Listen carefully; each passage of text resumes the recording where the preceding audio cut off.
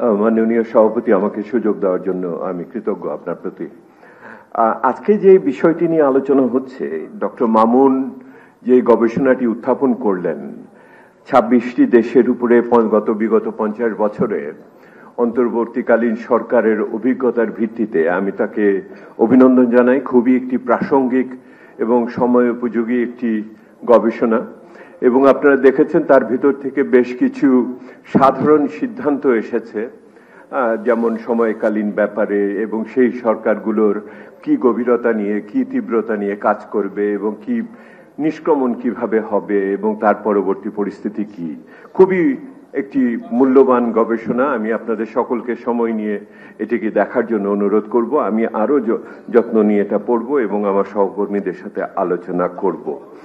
এটা যেই গবেষণা পদ্ধতি এটাতে প্রয়োগ করা হয়েছে, এটা ঐতিহাসিক, মানে যেটাকে আমরা বলি যে উনি হরাইজন্টাল ডিসকাশন করেছেন, ক্রস কান্ট্রি ডিসকাশন করেছেন, অর্থাৎ এটাকে সেইভাবে আনুভূমিক আলোচনার সুযোগ আছে কিনা সেটা দেখার বিষয়। অর্থাৎ ওনার এই হরাইজন্টাল আলোচনাটা, বিভিন্ন ক্রস কান্ট্রি আলোচনাটা পারপাসিভ স্যাম্পলের ভিত্তিতে, কিন্তু এটাকে আরো গভীরভাবে অনুধাবন করলে আজকে প্রাসঙ্গিক করতে হলে আমার বাংলাদেশ নিয়ে আসাটা প্রয়োজন। এবং এখন পর্যন্ত যারা আলোচনা করেছেন বাংলাদেশের বিভিন্ন বর্তমান পরিস্থিতি এবং ইত্যাদি নিয়ে হয়েছে।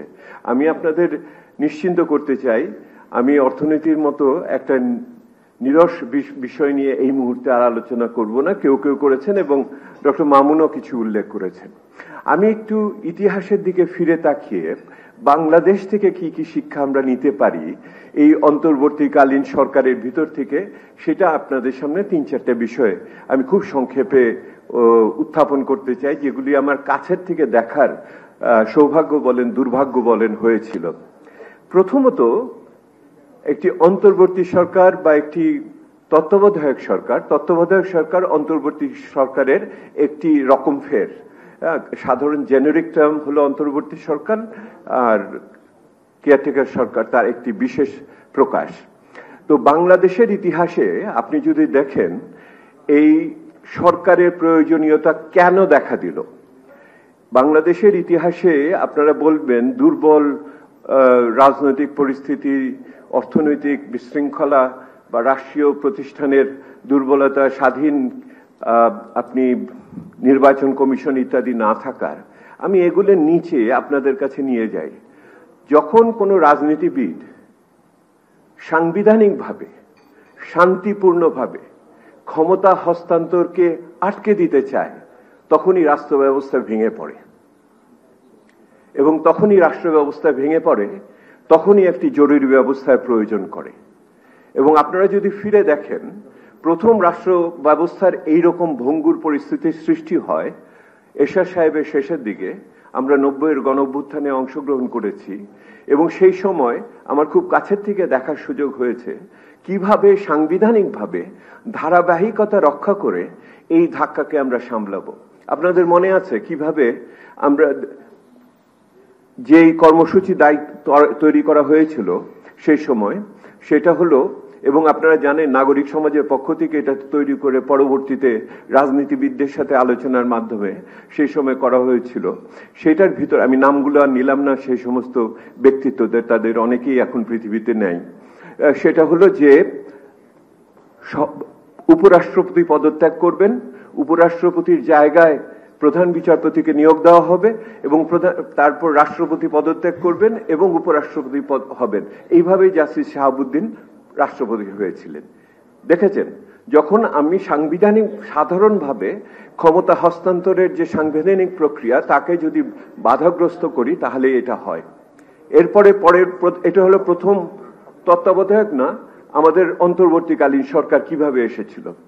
দ্বিতীয়, যদি আপনি লক্ষ্য করে দেখেন যে দুর্ভাগ্যজনক পরিস্থিতিকে পরবর্তীতে শেখ হাসিনা ব্যবহার করার চেষ্টা করেছেন, তার সাংবিধানিক ভাবে তত্ত্বাবধায়ক ব্যবস্থাকে উঠিয়ে দেওয়ার, সেই সময় আমরা সবাই মিলে রাজনৈতিকভাবে জাতীয়ভাবে ঐক্যমত্য করি অন্তর্বর্তীকালীন সরকারকে আমরা সংবিধানের ভিতরে অংশ করে দিব, করলাম।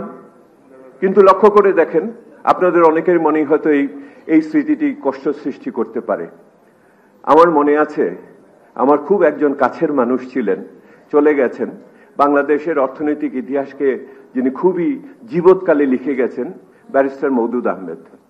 আমি মওদুদ ভাইকে বলেছিলাম, মওদুদ ভাই, আপনি যদি বিচারপতিদের অবসরের বয়স না বাড়াতেন এবং জাস্টিস হাসানকে আপনার প্রধান বিচারপতি হিসেবে সর্বশেষ হিসেবে তাকে তত্ত্বাবধায়ক সরকারের প্রধান না করতেন, তাহলে তো বাংলাদেশের রাজনৈতিক ইতিহাস ভিন্ন হতে পারত। উনি ব্যাখ্যা দিয়েছিলেন, এটাই এখানে ব্যাখ্যা দেওয়ার আমার এটাকে বলার দরকার নেই। ওই যে আমরা বিচারপতিদের বয়সকে নিয়ে সংবিধান সংশোধন করে আমরা আগামী দিনের তত্ত্বাবধায়ক সরকারের প্রধান কে হবে একে প্রভাবিত করার চেষ্টা করেছিলাম। সেইটার ফলেই কিন্তু এইটার সূত্রপাত হলো, আমি তত্ত্বাবধায়ক ব্যবস্থাকে নিয়ে আমি কিন্তু বিকৃতি সৃষ্টি করলাম, যেটা দিয়ে আমরা ঐক্যমত্য করেছিলাম তার থেকে বিকৃতি সৃষ্টি করলাম। এবং পরবর্তীতে 1-11 যে আসলো, এই 1-11 উৎস খুঁজতে হলে আমাদের ওই বিষয়কে অবজ্ঞা করার সুযোগ নাই। এরপরে কি হলো আপনারা লক্ষ্য করে দেখলো, দ্বিতীয়। তৃতীয় কি হলো?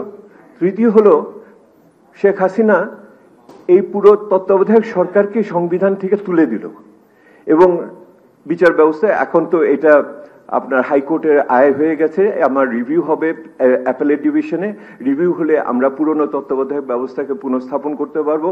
তার তাৎপর্য বর্তমান অন্তর্বর্তীকালীন সরকারের জন্য আইনানুগভাবে কি হবে সেটা আরেক আলোচনা, আরেকদিন করা যাবে। কিন্তু আপনি দেখেন শেখ হাসিনা কি করলেন, উনি এই পুরো ব্যবস্থাটাকেই তুলে দিলেন কি এটাকে অগণতান্ত্রিক ইত্যাদি বলে, এবং বিচার ব্যবস্থাকে ব্যবহার করে, আমরা ইংরেজিতে বলি ওয়েপেনাইজেশন অফ দি জুডিশিয়াল সিস্টেম, মানে ওইটাকে বিচার ব্যবস্থাকে অস্ত্র হিসেবে ব্যবহার করে এটা করলেন। অর্থাৎ এটা আমার প্রথম শিক্ষায় পুরো বিচার থেকে, যখনই রাজনীতিবিদরা শান্তিপূর্ণ উপায়ে ক্ষমতা হস্তান্তরের সাংবিধানিক প্রক্রিয়াকে বিকৃতি সৃষ্টি করেছেন, তখনই ক্ষমতা এই ব্যবস্থা ভেঙে পড়েছে।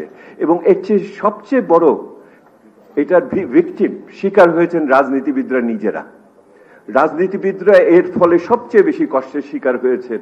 সেটা আপনি এরশাদ পরবর্তী কথা বলেন, 1/11 বলেন, যে কষ্টের কথা বলবো, এমনকি শেখ হাসিনা এবং তার উত্তরে রাজনীতিবিদরাই কিন্তু এর জন্য সবচেয়ে বেশি ভিকটিম, এটার ফলাফলের শিকার হয়। আমি দ্বিতীয় বিষয় আপনাদের বলি। দ্বিতীয় বিষয় হলো একটি নির্বাচন, এটার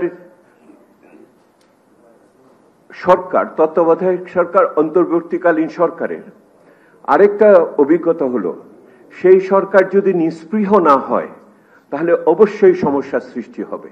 অর্থাৎ এই তো সরকারের পরবর্তী সরকার যে আসবে নির্বাচনের ভিতর দিয়ে, সেই নির্বাচনের ফলাফল সম্বন্ধে তিনি যদি নিস্পৃহ না হন, তার যদি কিছু যায় না আসে, তাহলেই সমস্যা হবে।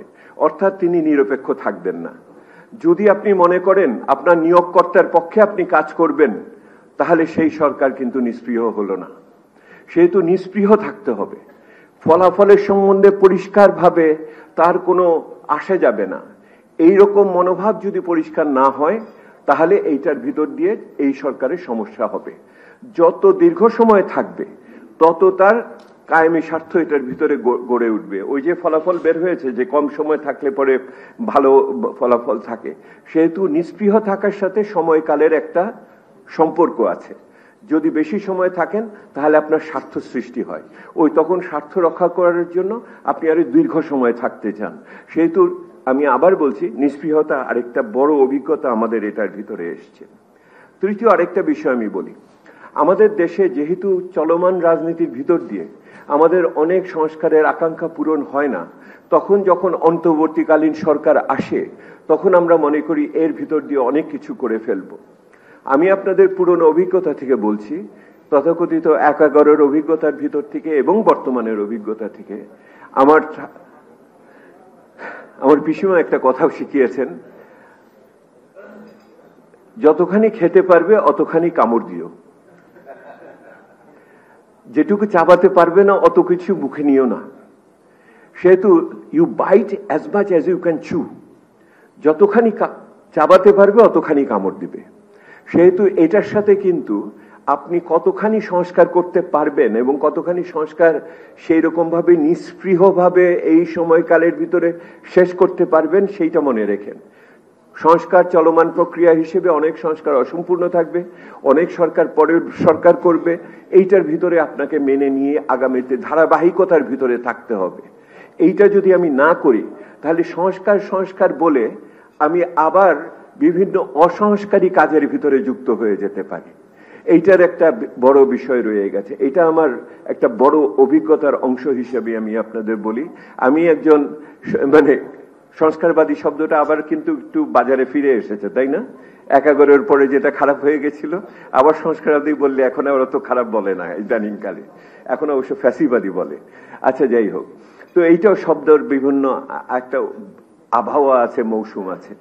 আমার শেষ 4 নম্বর বিষয় হলো প্রত্যেকটা তত্ত্বাবধায়ক সরকার, আপনারা লক্ষ্য করে দেখেন, তারা কিন্তু এর আগের যে 3টে গেছে তাদের প্রত্যেকের একটা নিষ্ক্রমণ পথ ছিল, এক্সিট পলিসি যেটাকে বলে। আপনি লক্ষ্য করে দেখেন, যখন প্রথম এর আগেও যখন হয়েছে, এরশাদ সাহেব যখন এসছেন এবং অথবা আপনি যদি জিয়া রহমান সাহেব যখন দায়িত্ব নিয়েছেন, তারপরে দেখেন ওনার দল সংখ্যাগরিষ্ঠতা পেয়েছে, পঞ্চম সংশোধনী বা অন্যান্য বিষয় এগুলিকে বৈধতার ক্ষেত্রে কোনো সমস্যা হয়নি, আপনার পার্লামেন্ট কাজ করেছে ওনার পক্ষে। এরশাদ সাহেব ওনার জাতীয় পার্টি দিয়ে দল বানিয়ে ওনার যে সমস্ত অষ্টম সংশোধনী পর্যন্ত অন্যান্য বিষয় ছিল এটাকে উনি বৈধতা দিতে পেরেছেন। আপনি 1-11 সরকারের দিকে তাকিয়ে দেখেন, যেই সরকারটি এসছিল সেই সরকারটি যেই পার্লামেন্টে হয়েছিল সেটা কিন্তু ওই ফখরুদ্দিন সাহেবের সরকারের অনুগমনে হয়েছিল, সেহেতু ওনাদের বৈধতার ক্ষেত্রে কিন্তু খুব বেশি সমস্যা হয়নি। বর্তমান সরকার যে যাবেন, তারা যে কাজকর্মগুলো করেছেন, আগামী সরকার সেইগুলোকে সম্পূর্ণভাবে বৈধতা দিবে কিনা এই বিষয় কিন্তু এখনো সামনে রয়ে গেছে, বিশেষ করে সংস্কার এবং ইত্যাদির বিষয়ে। সেহেতু যে কোনো অন্তর্বর্তীকালীন সরকার, যে কোনো তত্ত্বাবধায়ক সরকার সর্বদা তার নিষ্ক্রমণ পদ্ধতি সম্বন্ধে চিন্তা করা উচিত। এই সরকারকেও সেটা করার সময় এসে গেছে, এক্সিট পলিসি চিন্তা করার সময় এসেছে। এবং একই রকম ভাবে এটাকে যেটা করলে ডিউটি কমপ্লিশনের রিপোর্ট দেওয়ার সময় হয়ে গেছে, অর্থাৎ ওনারা এন্ড অফ টাস্ক রিপোর্ট লাগবে, অর্থাৎ ওনার এই মুহূর্তে উনি আর যেটুকু সময় আছে এর ভিতর দিয়ে কি অর্জন করে বের হয়ে যেতে চান সেইটা ওনাদের এখন বলার সময় এসেছে, কোনো একটা জাতির উদ্দেশ্যে ভাষণের ভিতর দিয়ে। এটা শুধু নির্বাচনের তারিখ নিয়ে আমরা যে চিন্তিত সেটা না, কি কি আকাঙ্ক্ষা নিয়ে এই সরকারকে আমরা নিয়ে এসেছিলাম সেইটা সমাপনের ক্ষেত্রে কি কি করে যাচ্ছেন এবং কি কি আগামী সরকারের জন্য রেখে যাচ্ছেন, এই স্বচ্ছ বক্তব্য এটা এক্সিট টাস্ক আমরা রিপোর্ট যেটাকে বলি করার একটা সময় এসে গেছে। আমি শেষ করে যেটা বলতে চাই, শেষ বিচারে আমার অন্তর্বর্তীকালীন সরকারের মূল অভিভাবক হলো রাজনীতিবিদরা। যদি রাজনীতিবিদরাও এই প্রক্রিয়াকে ঠিক রাখতে না চান তাহলে কেউ ঠিক রাখতে পারবে না। এই প্রক্রিয়ার অন্তর্বর্তীকালীন সরকারের সবচেয়ে বড় সহায়ক শক্তি হলো রাষ্ট্রের অন্যান্য অঙ্গ প্রত্যঙ্গ, আমলারা যারা উর্দি পড়েন, যারা উর্দি পড়েন না, অর্থাৎ সেনাবাহিনী, আইন শৃঙ্খলা বাহিনী, আমলা ইত্যাদি। এটা সহায়ক শক্তি হিসেবে নির্বাচন কমিশন কাজ করতে হবে। কিন্তু যদি বলেন সবচেয়ে বড় রক্ষককে, সবচেয়ে বড় রক্ষক হলো নাগরিকরা। নাগরিকরা যদি কণ্ঠস্বর দিয়ে আমরা ঠিক রাজনীতিবিদ এবং সহায়ক শক্তিকে পথে না রাখি তাহলে এই তত্ত্বাবধায়ক সরকার কাজ করবে না। আর এই নাগরিক শক্তির একটা বড় অংশ অবশ্যই মিডিয়া। আপনারা সকলে ভালো থাকবেন। আশা করি আমরা এই যাত্রায় একটা ভালো উত্তরণের ভিতরে ক্রমান্বয়ে উপনীত হব, প্রত্যাশা রইল। ভালো থাকবেন। ধন্যবাদ।